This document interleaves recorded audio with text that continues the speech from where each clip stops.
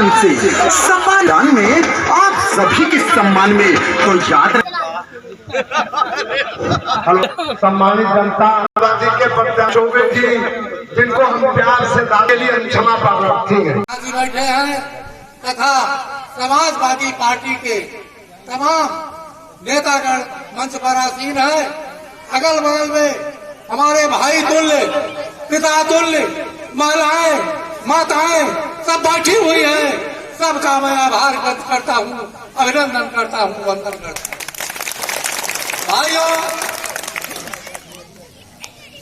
5 तारीख जनवरी 5 को अखिलेश जी ने बुला करके हम तो क्षेत्र में प्रचार कर रहे थे, लेकिन जब बुला करके हमें सम्मान दिया तो उन्होंने हमसे पूछा,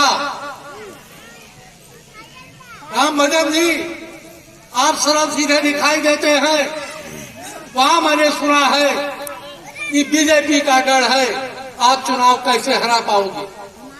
मैंने कहा सर हम तो चुनाव नहीं हरा पाएंगे, आपका आशीर्वाद चुनाव हराएगा, लेकिन आपके सामने हमारा बायोडेटा रखा, हम 12 में चुनाव लड़े थे, यही प्रत्याशी और यही पार्टी के लोग थे। 17 में हम चुनाव लड़े नहीं, रिजल्ट दूसरा आया।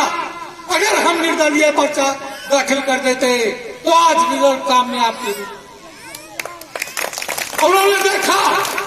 उस समय भी हम जब लोग हमसे कहते थे कि राम भजन जी तुम तो ठीक हो, लेकिन बाहर पार्टियां नहीं थी, लोग घर में नहीं, हम जब जाते थे तो पल्ला बंद कहीं चला जाए कहीं नहीं, लेकिन हम सबको पल्ला बड़ा हम कहा भैया हमारे भतिया तो उन्होंने देखा कि ये 12,000 वोट से आगे है, तो उनका सर अपना आप लोगों को केवल सर्व समाज के लोग हमसे मिलते हैं और कहते हैं कि राम भजन जी एक बात ही बताओ, वैसे तक कर दो जैसे अब की वाला विधेयक हुआ है। तो क्या भैया कहा बताओ, इनकी वह गांव में 2 चेला पाले हैं, वो नहीं कह सब पूरी जात ये पूरा गांव का रंगे डारे हैं, रोंगे डारत है, तो वही बोरा भरे धरे हैं, वही वोटवा सब नहीं, बाकी जनता दूसरे काम माने आपको मैं भरोसा दिलाता हूं,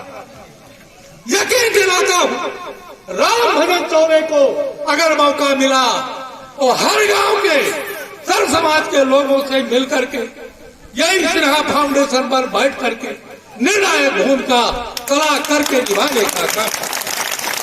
मित्रों अब हम आपकी आवाज अभी 2 क्षणों में सुनेंगे।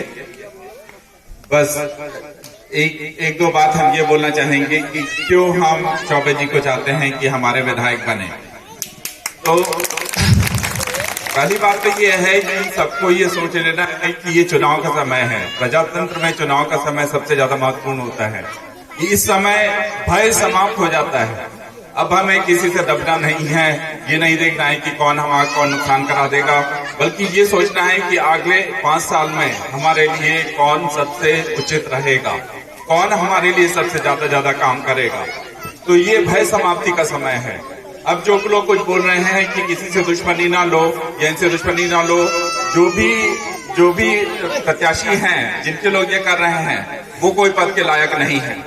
प्रजातंत्र में भय की कोई वैल्यू नहीं है। प्रजातंत्र का मतलब होता है कि चुनाव के समय हर व्यक्ति हर मनुष्य अपनी स्वेच्छा से अपने प्रत्याशी को चुने, और हमने ये निर्णय किया है कि हमारे प्रत्याशी श्री राम भजन चौबे जी हैं। और क्यों हैं उसके बारे में हम 2 बात बोलना चाहेंगे, लेकिन उसके पहले एक बात आपको और याद दिला दें कि ये लोकसभा का चुनाव नहीं है, ये मोदी जी का चुनाव नहीं है। ये चुनाव है कि इस प्रदेश की दिशा क्या होगी। मोदी जी इस चुनाव के बाद भी प्रधानमंत्री रहेंगे, लेकिन हमें ये समय निर्णय ये लेना है कि हमारा प्रदेश उत्तर प्रदेश और तरफगंज किस दिशा में जाएगा। तो इस बात को सोचने के लिए 2-4 चीजें सोचना जरूरी है। पहला तो यह है कि 2017 में जब चुनाव हुआ था तब हम लोगों की बहुत आशा थी कि देश आगे बढ़ेगा, एक राष्ट्रवादी पार्टी की सरकार बनी है, लेकिन जैसे कि कुछ अपने भाषण देने वालों ने बताया कि कुछ काम हुए, हम ये नहीं बोलेंगे कि काम कुछ नहीं हुआ, कुछ काम हुए, लेकिन बहुत सी समस्याएं भी खड़ी हो गई। महंगाई बुरी तरह से बढ़ गई, बेरोजगारी बुरी तरह से बढ़ गई।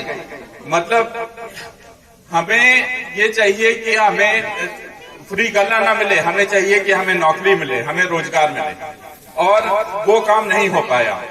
इसके साथ ही साथ समस्याएं किसानों की पीड़ा बहुत तेजी से बढ़ गई, जैसे कि ये जानवरों की वजह से जो चुटकुला अभी चल रहा है कि 5 किलो गले से क्या फायदा होगा अगर 2 क्विंटल गला साड़ी खा गया। तो ये सब तो वही, साथ में एक चीज और हुई, समाज में तनाव पैदा हो गया, डर पैदा हो गया। जैसे कि कोई भी सरकार के खिलाफ कोई बोले तो लगता है कि अब इसको दबा देना चाहिए, उसका नुकसान